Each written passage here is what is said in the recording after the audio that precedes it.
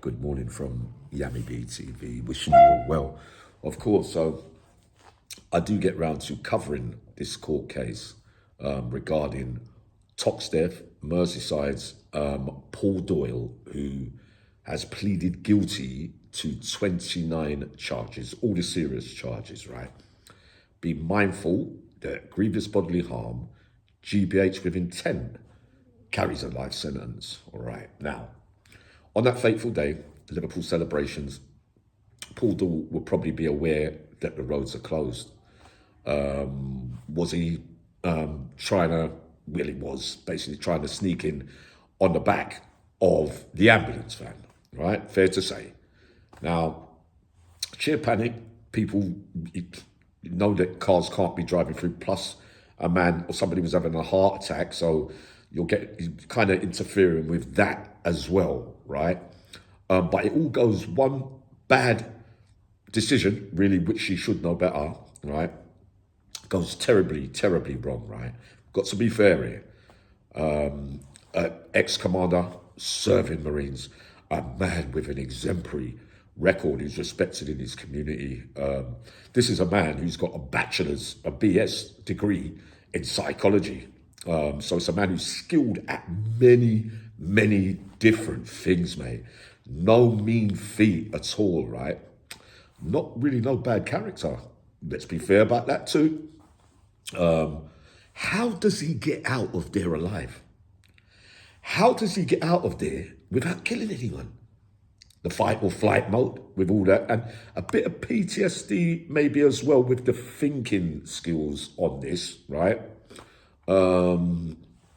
How did he manage? God's with him, or has he got a particular set of skills? Mate, I'm seriously.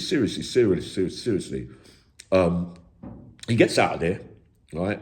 134 victims, 6 months old, the youngest, age range all the way up till 70. People traumatized for the rest of their lives.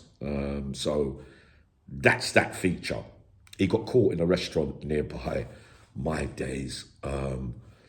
So he's appeared at court many times in the build up to this, and cried, sobbed at every single hearing, right?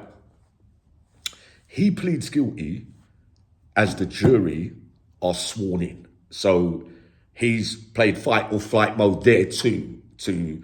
I'm not having all them charges, because notice carefully, 134 victims, only 29 charges. The rest have been left to be taken into consideration. So they're taken into consideration with his sentence that he's gonna get, but they won't be doing them individually. 2 days, not guilty, and then they do a deal, horse trading, right? Save the victims from coming to court. Too many victims to come to court, a long drawn out trial, cost a lot of money, mate, right? And him holding on, because I'm of the belief that even though it's a late plea with not going guilty, I think in his mind that he's thinking, yeah, but I had to get out of there. That'd be the only thing that probably stopped him from going guilty and probably doing a deal with him. What kind of deal?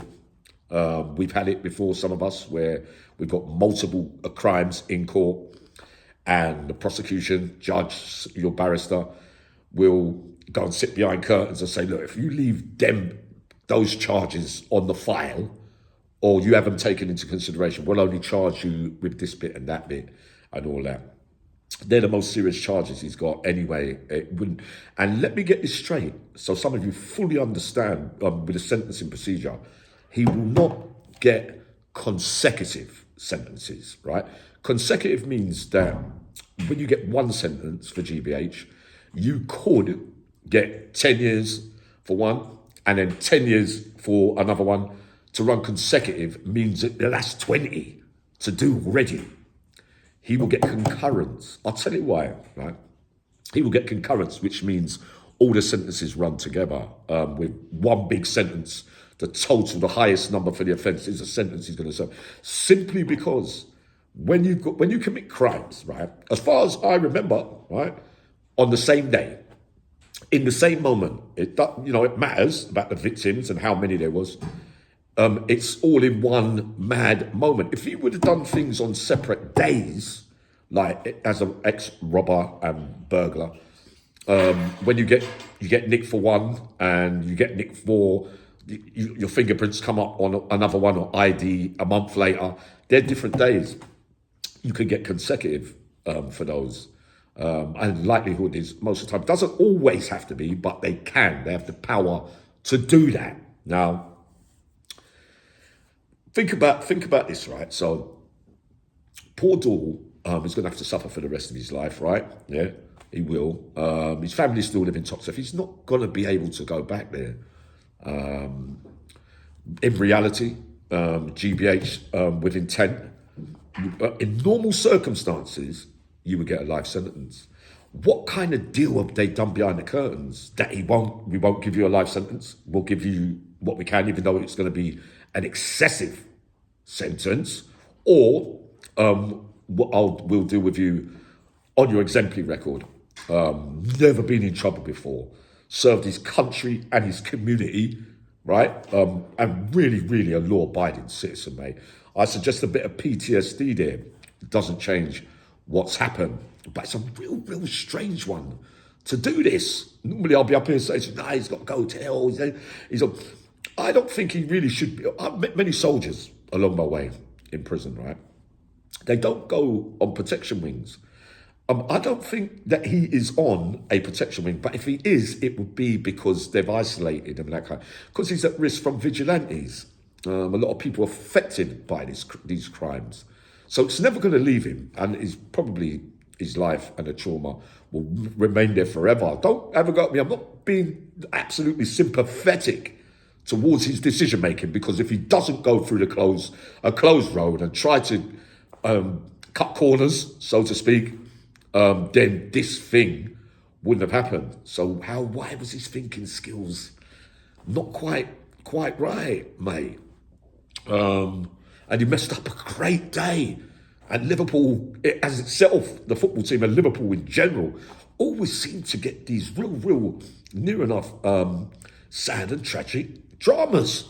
It's mad, isn't it? It happens to you lot on Merseyside, I say, more than anyone else. I mean, crimes, football, people dying, big court cases over the years. But my submissions on this one, with his exemplary record, right, and it will be taken into consideration, his past before these crimes, right, these horrific crimes, it will have a feature, I believe. In normal circumstances, he would get life imprisonment on a GBH Section 18 with intent, right, with a minimum to serve of 12 years. So it has to be a parole board that would be the least that he would have to do. But remember, he hasn't got no risk or features in the community that have suggested that he's done anything criminal in his whole life. That's the way that I see it. On this one, the figure keeps coming into my head for some reason. I think it's a sentence of 14 to 18 years imprisonment so far. I really do. I don't think it's going to be a life sentence, mate.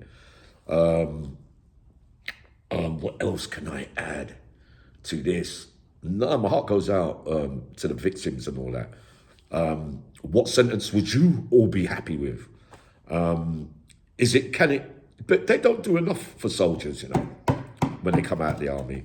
A lot of PTSD, and the authorities and government, it's like you serve your country and you don't really get looked after, really, years and years later. It's even worse. I'm not saying, I don't know whether they're going down the route of PTSD and all that. But I was thinking his decision for a man who's got skills in all departments to have made such a reckless decision, that's what it looks like he'll get sentenced for, right? So don't hold me to it.